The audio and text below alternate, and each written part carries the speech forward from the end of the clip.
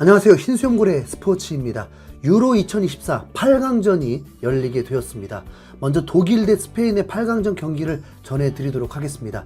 FIFA 랭킹에서는 스페인이 9위, 독일은 16위까지 추락하면서 스페인이 우위라고 볼지 모르겠지만 독일의 라인업을 보면 도저히 16위 팀이라고 볼 수 없을 정도로 네임밸류가 매우 높고 거기다 개최국의 이점을 가지고 있기 때문에 심리적으로 더 유리하다고 볼 수 있었습니다. 양팀 감독들도 이 경기는 딱 50대 50이라면서 승리를 장담하지도 못했습니다.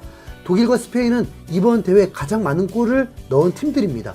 독일은 개막전에서 스코틀랜드를 상대로 5대1로 대파를 시켰고 복병 헝가리에게도 2골을 넣고 2대0으로 승리하면서 두 경기 만에 16강 진출을 확정 지었습니다. 그리고 스위스와 1대1로 비기면서 스위스를 잉글랜드와 8강전에서 맞붙도록 길을 열어주었고 16강전에서는 덴마크를 만나서 2대0으로 승리하면서 8강에 오르게 되었습니다. 그런데 경기를 거듭할수록 오히려 경기력에 물음표가 생겼었습니다. 특히 16강전에서는 덴마크의 선제골 옵사이드가 잘 이해가 가지 않을 정도로 덴마크가 운이 좋지 않았는데 독일은 오히려 몇 분 후에 핸드볼이란 행운으로 페널티킥을 얻어내면서 앞서 나가게 되고 덴마크를 넘는데도 매우 힘겨웠습니다. 스페인은 개막전에서 의외로 크로아티아를 3대0으로 대승을 거두어버렸고 이 경기로 16세 소년 야말이 메시를 이을 후계자를 점찍히면서 스포트라이트를 한몸에 받게 되었습니다.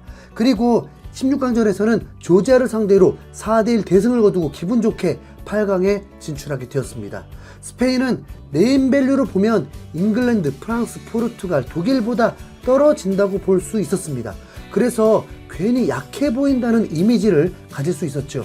그리고 베스트 라인업도 딱 정해진 듯 예상했던 라인업으로 나왔는데 독일은 조금 달랐습니다. 나겔스만 감독이 선발 라인업에서 독일의 자랑 비르츠를 선발에서 제외하고 사네를 선발 출전시키고 미드필더에도 안드리가 4경기 연속 선발 출전이었는데 잔을 선발 출전시켰습니다. 그냥 나겔스만 감독의 지략이라고 봐야겠죠.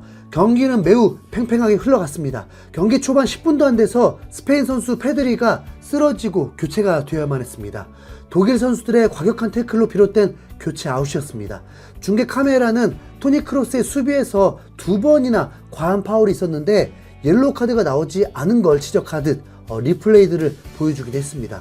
그런데 이게 신의 한 수가 될 줄은 상상도 못했을 것입니다.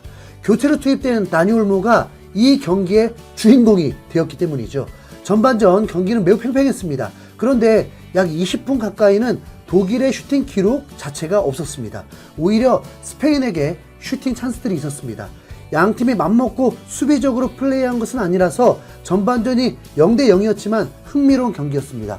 독일은 전반에 수비수 2명이 일찌감치 경고 2장을 받으면서 불안감을 보여주기도 했습니다.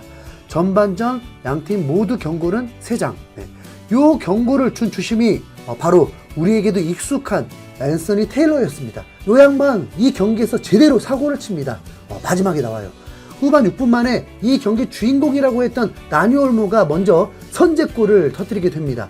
스페인의 신성 야말이 오른쪽에서 다니 올모가 들어오는 걸 보고 빈 공간 횡패스를 찔러줬고 정확한 타이밍과 정확한 킥으로 논란이 전혀 없을 깔끔한 골이었습니다. 독일이 선제 실점을 당한 순간입니다. 독일은 후반전 시작할 때 교체를 2명을 해주었습니다. 그러면서 독일은 본래 베스트 11이 되었습니다. 어쩌면 4강을 위한 체력 안배였을지도 모르죠. 독일은 후반전에 베스트 11이 되어서 그런지 위기라서 그런지 골 찬스가 여러 번 나오게 되었고 89분에 기어코 승부를 원점으로 만드는 비르츠의 골이 나오게 되었습니다. 키미가 간절한 헤딩 패스를 비르츠가 감각적으로 다이렉트 슈팅을 한 것이 골이 되었습니다.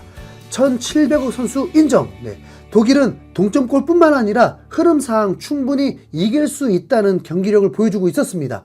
뭔가 억지는 아니었고 독일도 충분히 스페인을 잡을 수 있다는 흐름이었습니다. 이 경기는 연장으로 가게 되었습니다. 연장 전반에 마지막에 비르츠가 영웅이 될 수도 있었는데 골대를 살짝 비껴가면서 아쉬움을 삼켰습니다. 연장 후반에 이 경기에 논란이 제대로 터지게 됩니다.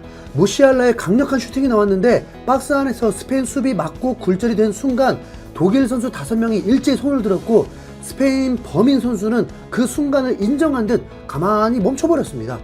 본인도 직감한 거죠. 독일 선수들이 무슨 오바인가 싶었는데 느린 화면으로 보니까 쿠쿠렐라가 팔이 몸에 떨어진 상태에서 완벽하게 볼에 맞으면서 슈팅을 막아버렸습니다. VR까지 있기 때문에 독일의 4강이 눈앞에 와 있는 듯 보였습니다. 그런데 앤서니 주심은 그냥 진행해버립니다.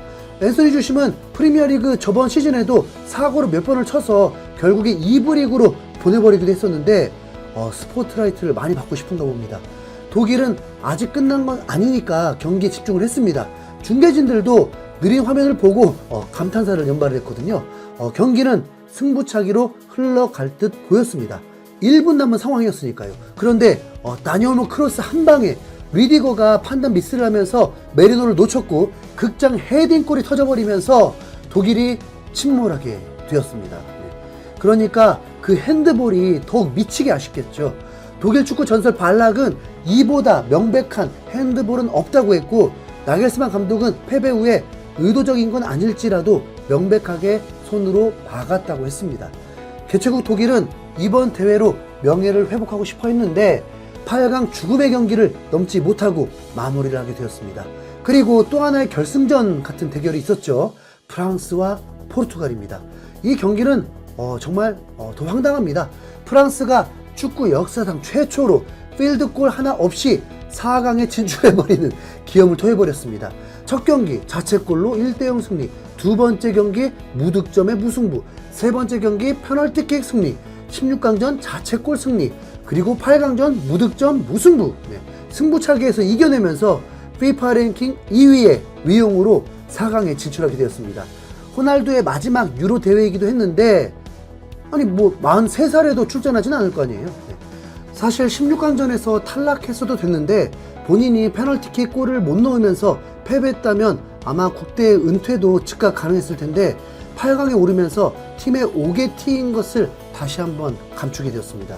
포르투갈은 기대 득점값이 프랑스보다 더 높았습니다. 1.71 대 1.1이었거든요.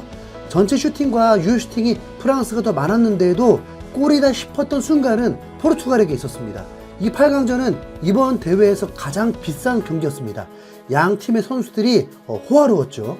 하지만 경기는 단 한 골도 나오지 않았습니다.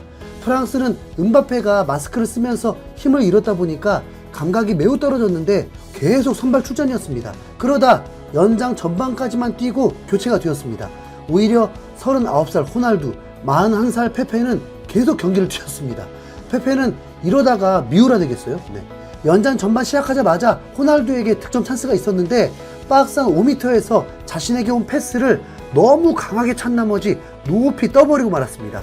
카타르 월드컵 한국전 재현한 듯한 킥력이었습니다.